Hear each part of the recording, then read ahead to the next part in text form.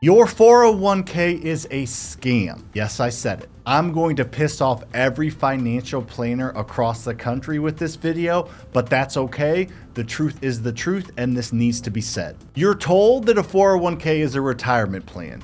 It is not. It's a government-controlled savings account that punishes you if you try to take your own money from it. You can't touch it until you're 59 and a half years old. If you try to touch it, they're going to take 10% right off the top, and you're going to have to pay a high tax to pull it out. And even if you do wait until you're 59 and a half, you still have to pay taxes to pull the money out. Not to even mention, somebody's probably making 1 to 3% on your money every single year just to let it sit there and do nothing. You're not day trading your 401k and getting ahead of the market. It's sitting there doing nothing, and you're still paying someone else 1 to 3% to manage it. Now, you may or may not think I'm a financial expert, but does that sound like a financially sound investment plan to you? In this video, I'm going to show you how to break away from this, and I'm even going to prove to you that pulling out money from your 401k right now, even paying the high tax, even paying the high penalty, is the best financial plan for you. To drive this point home, I'm going to take you on a journey of two different gentlemen doing two different things within their 401k. Let me introduce you now. Both of these guys are 35 years old. Both of them have worked hard their whole life, and both of them have $100,000 in their 401k. They're at the same point in their lives, yet they're going to go down two completely different paths. Guy number one, we're going to call Dave. Dave is sticking to the plan that he has taught his entire life. He leaves the $100,000 in his 401k and even contributes $500 every single month for the next 30 years, hoping to retire at 65 years old. Guy number two, we're going to call Mike. Mike says, I don't want to wait 30 years to retire. I want to make financial moves now so that I can retire earlier. He cashes out his 401k, pays a huge tax and a huge penalty, yet he's in financial control, and we're going to talk about what he did and how it turned out. Let's break that down. So Mike cashes out his $100,000 401k. He has a $10,000 penalty to pay. Then he has a 24% tax bill to pay, which is an additional $24,000. So he had $100,000 in his IRA. He pulled it out, had to pay $34,000 worth of taxes and penalties, and now he has $66,000 left over. Dumb decision, right?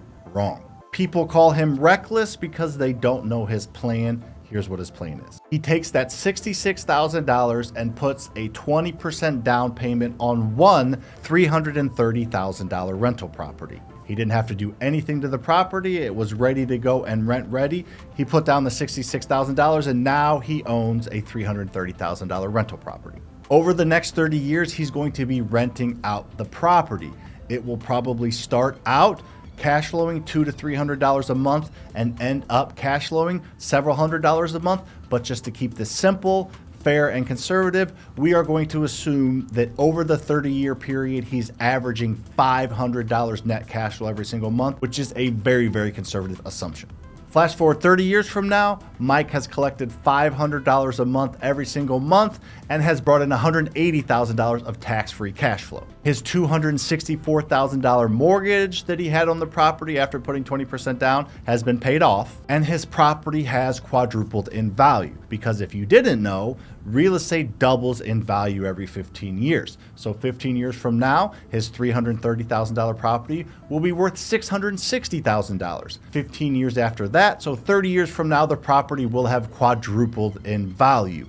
Real estate doubles in value every 15 years. So 15 years from now, that $330,000 house will be worth $660,000. 15 years after that, so 30 years in total, it will have doubled again and be worth $1.32 million. So the total wealth built from one stupid decision equals $1.76 million.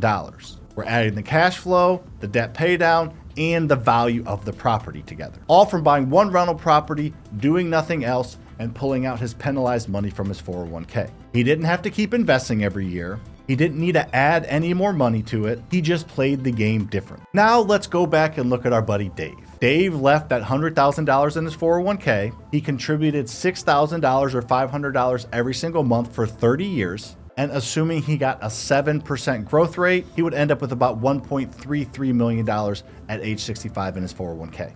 That looks decent on paper, but let's break it down a little more. Dave personally contributed that $6,000 a year for 30 years, so he put $180,000 of his hard-earned money into his 401k. That's 3 decades worth of sacrificing. You don't think that $500 a month or $6,000 a year could have taken him and his family on a nice vacation, or just allowed him to live a little bit more comfortably, or maybe even investing it in something else besides a 401k that has all of the flaws that I mentioned earlier. He delayed his life for 30 years, hoping that the market was in a good spot when he wanted to retire so he could actually get that $1.33 million.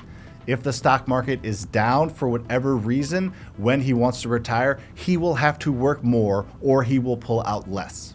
It's not even guaranteed. Real estate doubling in value every 15 years, the tenant paying down the mortgage, you getting tax savings, you getting cash flows, that's about as guaranteed as it gets. And when Dave does retire, he still has to pay taxes on the money that he pulls out. So he's not even keeping all of it. So depending on Dave's tax bracket, he will have to pay ordinary income tax when he pulls out the money from his 401k. He didn't get monthly cash flow. He doesn't own a real asset, no write-offs, just numbers on a screen, hoping that it works out. So let's look at them side by side to truly drive this point home.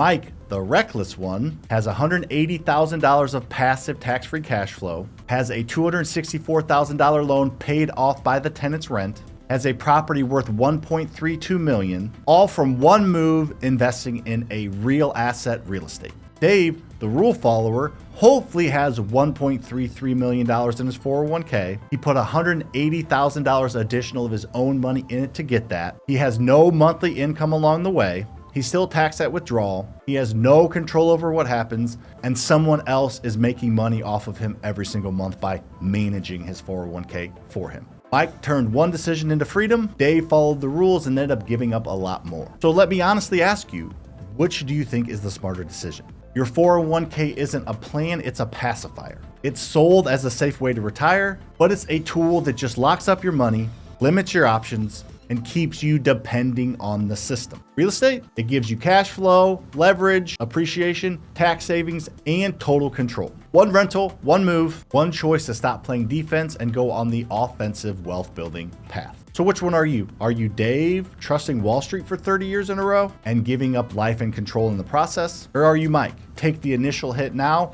but build wealth actively and passively long term. Tell me what you would do in the comments. Would you take the penalty out and invest it in real estate? Or would you keep it there and play the long-term, slow, uncontrolled game? I want to hear your take. Put it in the comments, debate with me, shoot me a message on Instagram, and we can have an active conversation to try to grow together. And if you want to learn how to actually buy real estate the right way, make sure you subscribe to this channel, you hit that notification bell, hit the like button, and share this video with a friend so you can start to have productive conversations with them about how you can build your wealth together.